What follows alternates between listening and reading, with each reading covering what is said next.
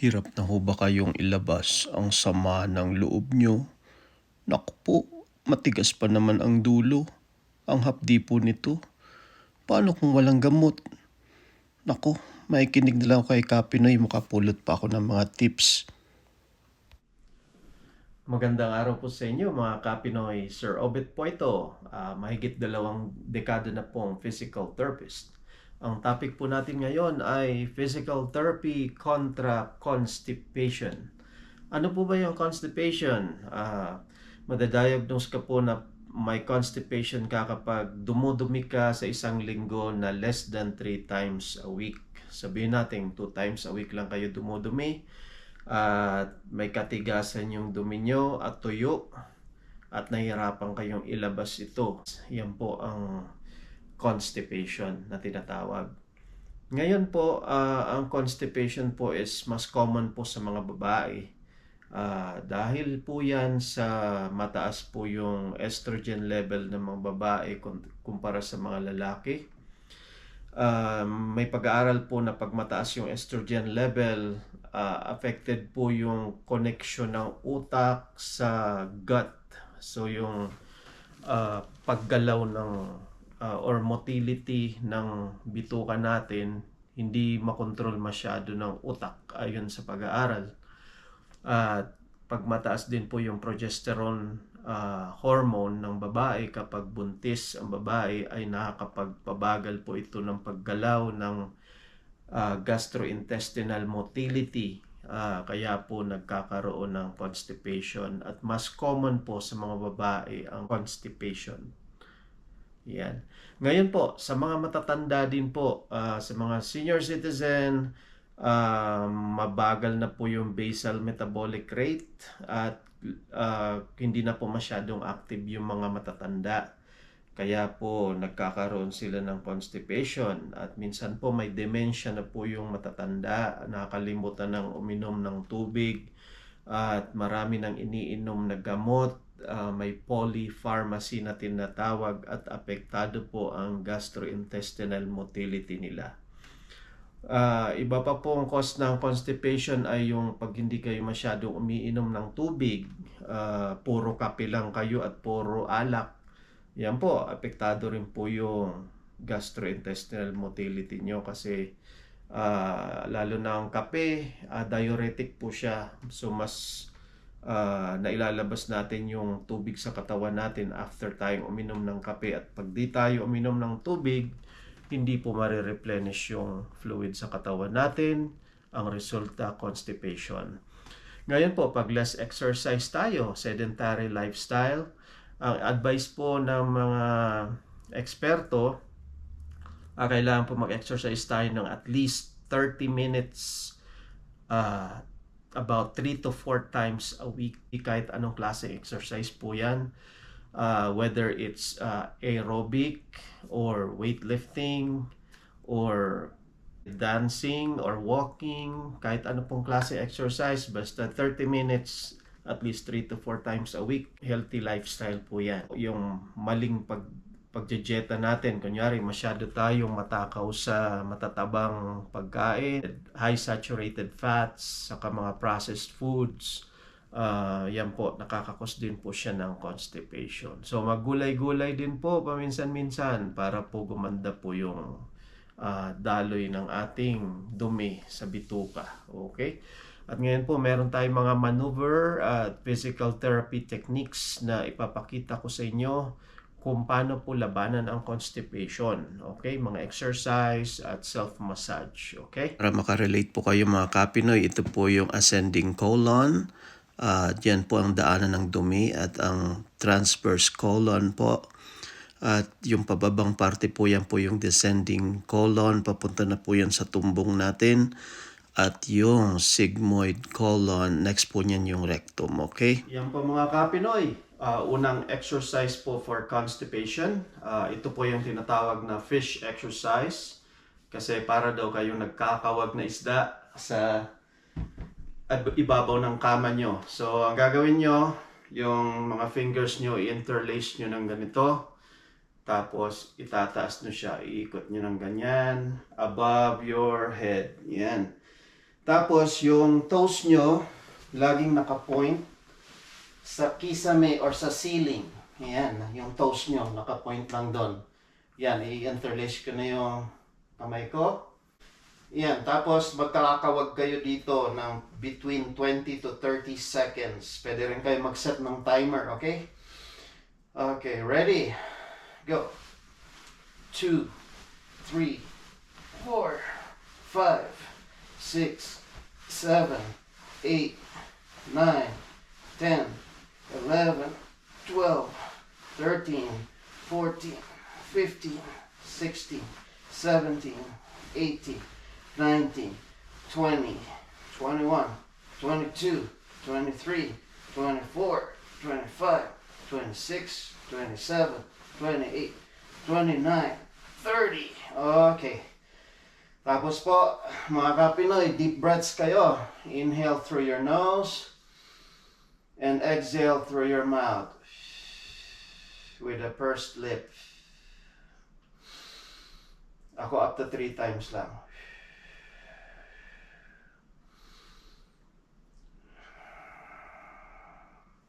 Yan, pagkatapos po niyan, unang exercise na yan, sa pangalawa naman, ang gagawin nyo dito, iahag nyo yung knees nyo.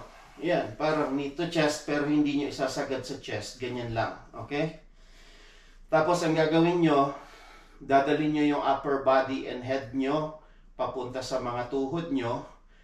Pero mag-i-inhale kayo imbes na mag-exhale, okay? Kasi usually, mag-exhale tayo pag magaganon, di ba?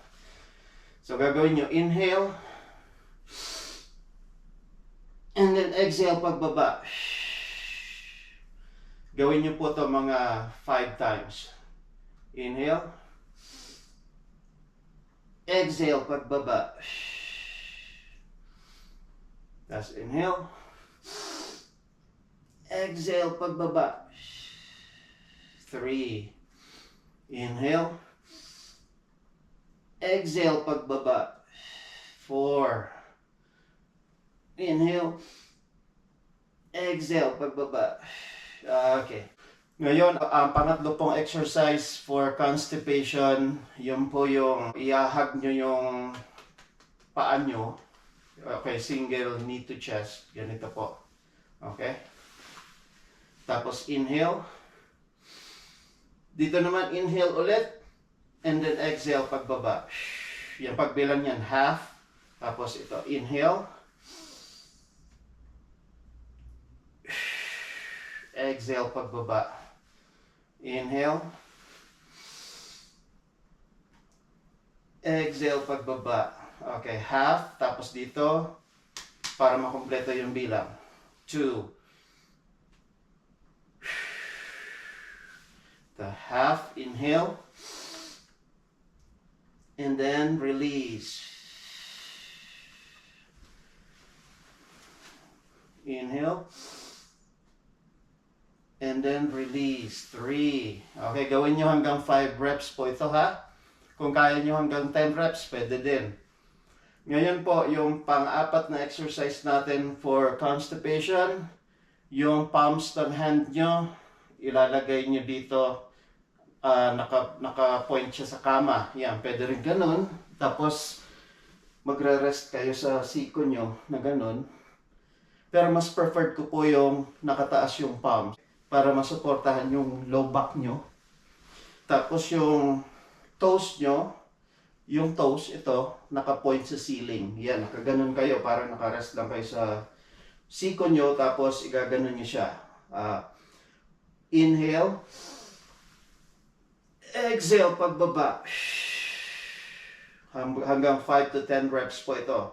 Gawin natin 5 lang. Inhale. Exhale pagbaba. Inhale.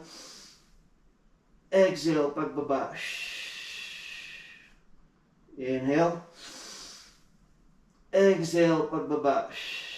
One more. Sa mga baguhan, 5 lang po. Inhale. Exhale pagbaba. Yan, hindi po siya typical yung na paghinga, yung mapapansin nyo dito. Kasi usually yung Pag nagaganito kayo for strengthening the abdominals, mag-exhale kayo pag ganito. Ganun. Ito, baliktad po. Okay? Obserbahan nyo mabuti yung mga exercises ko. So, 4 po yun na exercises. Ngayon, ang sunod po dito yung self-massage para sa abdominals natin. Sa self-massage po sa abdominals, i-adjust ko lang yung camera. Yan, para makita nyo yung abdominals natin. Yan. Ang unang gagawin, mga ka-Pinoy, ay gagamitin nyo lang tong part na to ng kamay nyo. Yan. Yung sa may bandang palad dito. Yan. Iko-cross nyo ng ganon. Ang orientation kasi ng intestines natin is nag-uumpisa po siya dito sa right side, pataas, ascending colon, transverse colon, then pababa, descending colon. Okay? Papunta na sa may rectum. Okay, ang gagawin natin, yan, imamassage nyo pa ganon. Yan, parang paikot na ganon. Yung pressure po ng hanggang bladder, pababa. Yan. Ang pressure po is para pumuti lang yung mga kuko nyo. Yan ang pressure. Yan. I-relax nyo yung abdominals nyo habang minamasahe nyo siya. Yan. Clockwise po yan, ha? Kasi yan po yung orientation ng colon natin. Okay? Pang-4 na to. Gawin nating 5 lang muna. Sa mga beginners, 5 lang muna. Pero 5 to 10 reps po to. Okay? Yan ang orientation ng bituka natin. Yan. Ang pangalawa pong massage, yung parang circular. Same thing. Nakaganito yung kamay nyo. Umpisa kayo dito sa may right side. Kasi yung ascending colon natin nandito. So, circular. Either way, clockwise or counterclockwise yung pag-ikot. Tapos sa transverse colon.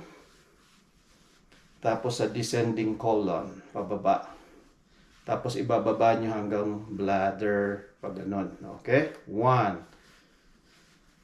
Yan, hanggang 5 to 10 reps po to. Sa mga beginner, gawin lang nating 5 repetitions. Okay? Sabihin natin naka 5 na tayo. Yan.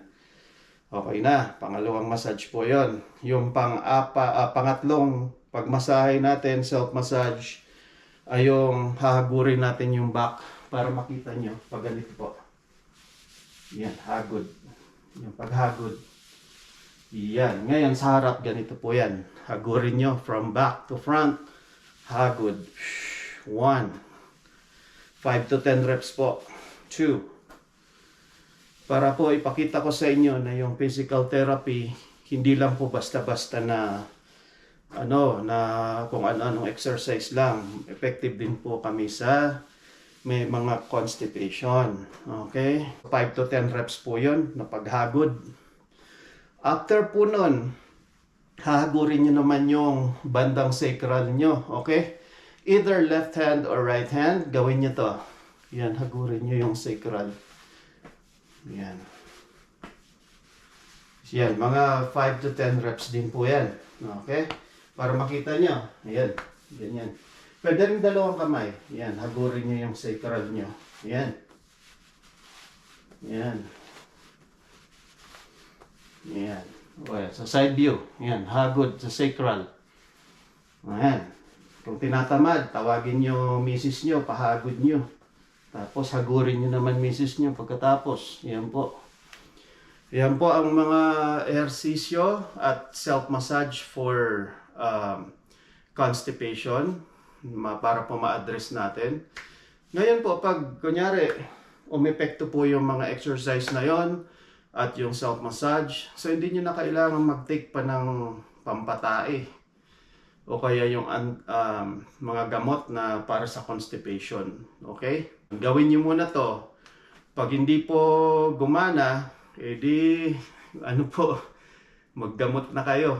Okay? Saka balik kayo sa doktor nyo, baka iba na yung problema nyo. Okay?